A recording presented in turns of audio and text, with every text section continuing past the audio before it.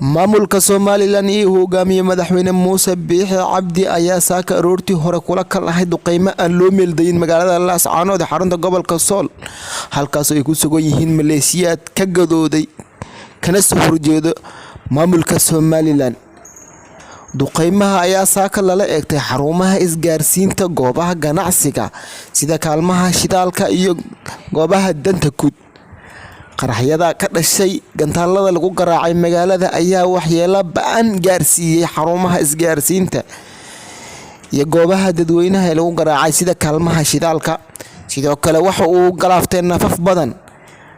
duqeymo dheer oo socday ka bacdi waxaa gacanta iskula tagay ciidamadii iska soo horjeeday ee labada dhinac.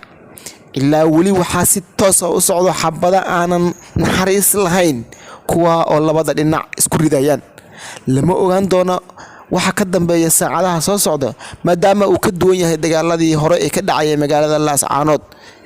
goobjoogayaasha ayaa sheegayo in dagaalka uu yahay maanta mid qaraar kaas oo qolo walba ay ku muujinaysa awoodeeda. waxaa la sugayaa saacadaha soo socda in ay qolo ku adkaato khasaaraha walow la filayo inuu ka badnaan doono kuwii hore u dhici jiray maalmaha dagaalaha oo socdeen. duqeymahana waa kuwa joogto ah oo u daaya sidii roobkii.